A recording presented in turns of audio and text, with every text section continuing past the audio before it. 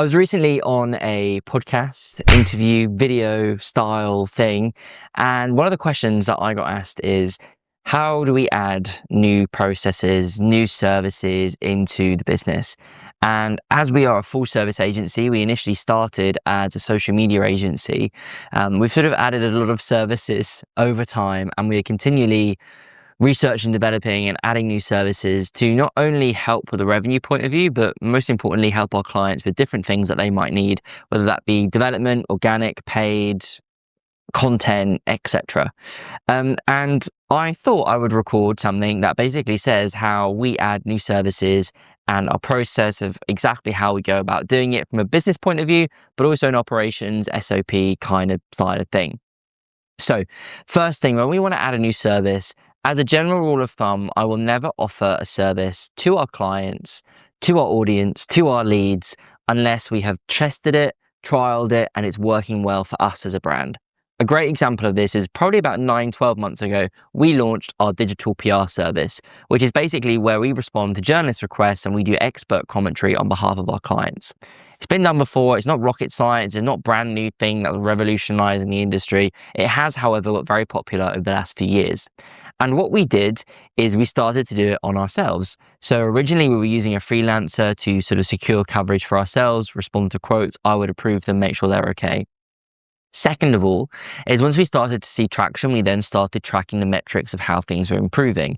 And I believe over 6 months of testing, our DA and DR shot up by like 5 or 6, which was really interesting because we weren't doing any other link building within that time period, right? It was completely just digital PR because I wanted to test the effectiveness of how good it was. And not only that, do follow versus no follow. I think I've recorded something in the past about those and the differences and if it makes a difference, etc. So go back and have a look about that. So today we're just talking about the digital PR service that we launched.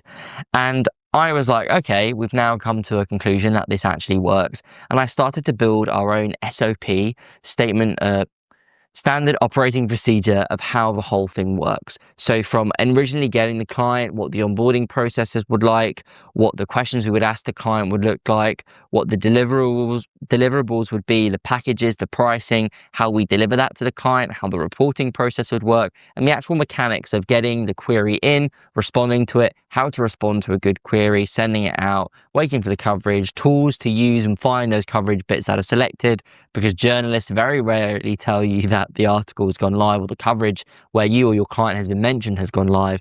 So we built in a SOP in order for us to follow and do that. Now, once we'd done that, and we sort of proven the concept with the freelancer, we then started to bring it in-house. So our SEO team then started to take over the SOP that I'd created based from the freelancer, and then they started to utilize doing it for ourselves. And then once we knew we could do it to a very good standard ourselves, so don't forget, we've already proved the concept of it actually working with the freelancer. We've then proved the concept internally that we can do it ourselves to a very high standard. Then that's when we can start to put together packages, how things will work, and sort of finish off the SOP from a client point of view. Because at the end of the day, I do not feel comfortable offering a service to clients that we have not tested, trialed, tribulated, and everything else for ourselves, because it's not a very ethical thing to do.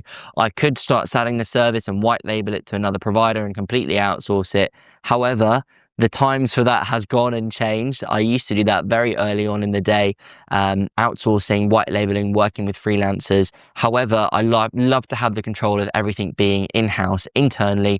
We can work on our SOPs, we can pull in everything, we can put in different teams to work on different things, we can upskill different team members to learn new things and to learn new strategies of how things work, etc., etc. So once that has done, if it wasn't a case of someone internally would be doing it, we'd then look at hiring someone to do it, or we'd be building up a client roster for that particular service. When we get to a point where from a revenue and a profitability point of view, we're in a good place, then we can start the hiring process. And I utilize this analogy when I talk to other agency owners and other business owners when it comes down to outsourcing, right? Because at the end of the day, not everybody is ready to outsource their SEO. Not everybody is ready to outsource their copywriting or their blog content or their social media. Some business owners are very happy to manage their social media themselves. A great example, a dog training protection company that we work with, they manage their own social media. They do a very good job at it. So why would they pay someone else to do it? unless, and this is a very, very, very, very, very big but, or unless, that they don't enjoy it anymore, or their time is better spent elsewhere and they can hand over that SOP. So exactly like what we do when we work with freelancers and contractors, we build up that SOP, we get it working, and then we pass that on to someone else. And that is the most crucial thing when it comes to outsourcing. You want to outsource something if you don't enjoy it, if your time is better spent elsewhere, or if there's someone else there that can probably do a better job than you can. So when that comes down to your, not just your marketing, right? When it comes down to your social media, when it comes down to your accounting, your bookkeeping, your tax returns, anything when it comes down to your business, if someone else is better suited to do it, by all means, that's when you can start outsourcing it. Or when you don't have the time to do it, or when your time is better spent in working on the business rather than in the business. Exactly the same reason why we brought on an operations manager is to allow me and Jake to have that free time to work on the business and not in the business every single day, even though we do, but not as much as we used to. And it's just such an important thing of outsourcing and testing things and making things work, because there are so much things that business owners do and there are so many hats that us as entrepreneurs wear. At the end of the day, if you cannot do those simple things without being overwhelmed, without being overburdened, it is so important and vital to work with a freelancer, to work with an outsourcing agency. So let's say, for example, you spend 10 hours of your month updating your website.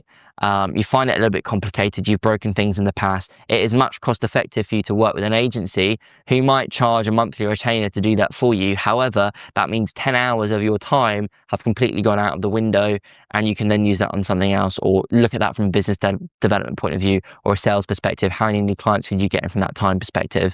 And that is an evidential way of how you should be processing things, because as you scale as a business, and I'm not talking about just agencies here, I'm talking about small businesses in general, as things progress, as you progress, as the business progresses and scales, those little things that, you know, take you 10, 15 minutes per day or an hour per day, if you can outsource that out to someone else that can do it better and might enjoy it rather than it stressing you out and adding it to something on your plate. Importance of delegation is so important. And I'm reading a great book at the moment called Traction, which is all about how to delegating properly, the pillars of the business and putting it all together. So delegate, outsource, those different bits is how we have added so many more services onto the business and become a full service agency. It's important to our scalability and our growth that we've done it this way rather than doing other things in different ways. So there you go, outsource things, work on new services, build them up, bit of an amalgamation, one of my favorite words, of different things that you can be doing to help improve your operations and your performance of your business in 2025. There you go. Stay awesome, stay safe, but most importantly, stay nerdy.